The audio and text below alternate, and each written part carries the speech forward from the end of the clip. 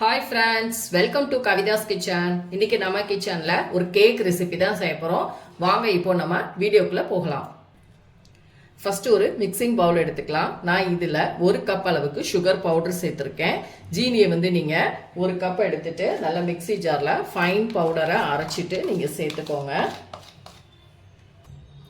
இப்போ இந்த சுகர் பவுடர்லயே ஒரு 1/4 கப் அளவுக்கு குக்கிங் ஆயில் சேர்த்துக்கோங்க. நம்ம நார்மலா சமையலுக்கு செய்வோம் இல்லைங்களா, சன்ஃப்ளவர் ஆயில், அதை ஒரு 1/4 கப் சேர்த்துக்கோங்க.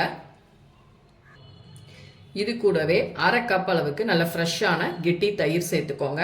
தயிர் ஃப்ரெஷ்ஷான தயிராக எடுத்துக்கோங்க. இப்போ இது மூணையும் ஃபர்ஸ்ட் நம்ம இந்த மாதிரி விஸ்கில் வச்சுட்டு நல்லா மிக்ஸ் பண்ணிக்கணும். சுகர் பவுடர், அதுக்கப்புறமா எண்ணெய், தயிர் மூணையும் நல்லா நீங்கள் மிக்ஸ் பண்ணிக்கோங்க. இப்போ இந்த மாதிரி நீங்க நல்லா மிக்ஸ் பண்ணிக்கோங்க. இது கூடவே நம்ம 1 கப் அளவுக்கு மைதா சேர்த்துக்கலாம். இதுலயே 1/2 டீஸ்பூன் அளவுக்கு பேக்கிங் பவுடர் சேர்த்துக்கோங்க. கூடவே ஒரு 1/4 டீஸ்பூன் அளவுக்கு நம்ம பேக்கிங் சோடா சேர்த்துக்கணும். 1/2 teaspoon baking powder, 1/4 teaspoon baking soda. Baking சோடாங்கிறது நம்ம வீட்லயே நம்ம வீட்டில் இட்லி தோசை மாவுக்கெல்லாம் பயன்படுத்தும் பாருங்க, ஆப்ப சோடா மாவு, அதுதான். இப்போ இது எல்லாத்தையும் நல்லா நம்ம மறுபடிக்கும் மிக்ஸ் பண்ணிக்கணும். இதுலேயே நான் கொஞ்சமா ஒரு பிஞ்ச் அளவுக்கு நான் வெண்ணிலா எசன்ஸ் சேர்த்துருக்கேன். உங்களுக்கு வெண்ணிலா எசன்ஸ் சேர்க்க பிடிக்காது, அந்த எசன்ஸ் ஃப்ளேவர் பிடிக்காது அப்படின்னா நீங்கள் ஜீனியை பவுடர் பண்ணுறீங்க பார்த்தீங்களா மிக்சி ஜாரில், அது கூட ஒரு 3 ஏலக்காய் சேர்த்து நீங்கள் மிக்ஸ் பண்ணி ஜாரில் பவுடர் பண்ணி. ஃப்ரெண்ட்ஸ், இந்த மாதிரி நீங்கள் கேக் பேட்டர் ரெடி பண்ணிக்கணும். இப்போ பாருங்கள் எவ்வளோ சூப்பராக நமக்கு கேக் பேட்டர் ரெடியாக இருக்குது. நீங்கள் இந்த மாதிரி மாவை மிக்ஸ் பண்ணும்போது ஒரே லெவலாக நீங்கள் இப்படி மிக்ஸ் பண்ணிக்கணும். மாறி மாறி நீங்கள் மிக்ஸ் பண்ணக்கூடாது. இதே மாதிரி நீங்கள் நல்லா மிக்ஸ் பண்ணி எடுத்துக்கோங்க. இப்போ நான் ஒரு கேக் ட்ரே எடுத்திருக்கேன். இதில் உள்ள ஃபுல்லாக நான் ஆயில் அப்ளை பண்ணிட்டேன். இப்போ மாவை நம்ம இதில் ட்ரான்ஸ்ஃபர் பண்ணிக்கலாம்.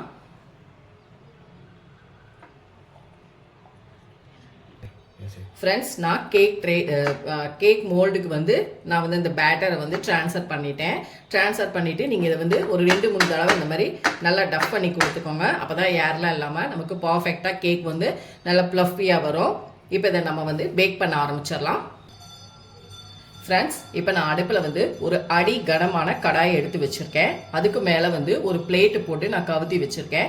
உங்ககிட்ட ஸ்டாண்ட் இருந்தால் கூட நீங்கள் ஸ்டாண்ட் வச்சுக்கோங்க. இந்த மாதிரி கடாயை வச்சுட்டு ஒரு 10 நிமிஷம் ப்ரீ ஹீட் பண்ணிக்கோங்க. ஃபுல்லாக அடுப்பை ஃப்ளேம் ஃபுல்லாக வச்சுட்டு ஒரு 10 நிமிஷம் ப்ரீ ஹீட் பண்ணிவிட்டு இப்போ நம்ம ரெடியாக எடுத்து வச்சுருக்கோம் பாருங்கள் கேக் பேட்டர். அதை இதுக்குள்ளே வச்சிடலாம். வச்சுட்டு சரியாக 30லேருந்து 35 நிமிஷம் இது நமக்கு நல்லா பேக் ஆகணும்.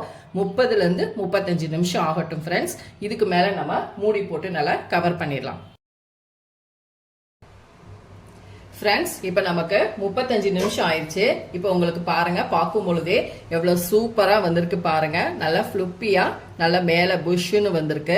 இப்போ நைஃப் அல்லது ஒரு டூத் ஸ்டிக்கை வச்சு நீங்கள் குத்தி பார்த்தீங்கன்னா நமக்கு தெரியும். நமக்கு அந்த கேக் பேட்டர் ஒட்டாமல் பர்ஃபெக்டாக வந்திருக்கு. இப்போ நம்ம ஸ்டவ் ஆஃப் பண்ணிடலாம். இது ஆறுனதுக்கு அப்புறம் ஒரு பிளேட்டுக்கு நம்ம அப்படியே திருப்பி போட்டு நம்ம கேக் ஸ்லைஸ் போட்டுக்கலாம். ஃப்ரெண்ட்ஸ், ஆறுனதுக்கு அப்புறம் நான் ஒரு பிளேட்ல அப்படியே கவுத்திட்டேன். நல்லா அருமையா எவ்வளவு ஃப்ளப்பியா வந்திருக்கு பாருங்க. கண்டிப்பா நீங்களும் இந்த ரெசிபியை ட்ரை பண்ணி பாருங்க.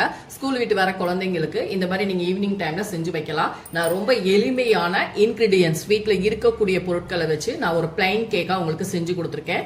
ஃப்ரெண்ட்ஸ், நான் இன்னும் ஒரு டிப்ஸ் சொல்ல மறந்துட்டேன். உங்ககிட்ட பேக்கிங் சோடா, பேக்கிங் பவுடர் இல்லைன்னா நீங்க நார்மலா ஈனோ பவுடர் இருக்கு பாருங்க, அதை கூட ஒரு 1/2 டீஸ்பூன் அளவுக்கு நீங்க சேர்த்துட்டு நல்லா மிக்ஸ் பண்ணிட்டு கேக் பண்ணலாம்.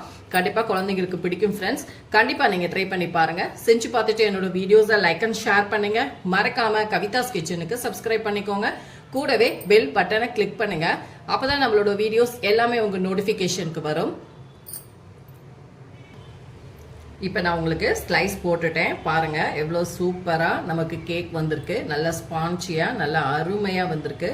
கண்டிப்பா ட்ரை பண்ணி பாருங்க. நல்லா ஃப்ளப்பியா உள்ளெல்லாம் நல்லா பேக் ஆயிருக்கு. கண்டிப்பா செஞ்சு பாருங்க ஃப்ரெண்ட்ஸ். அடுத்த வீடியோல உங்களை சந்திக்கிறேன். தேங்க்யூ.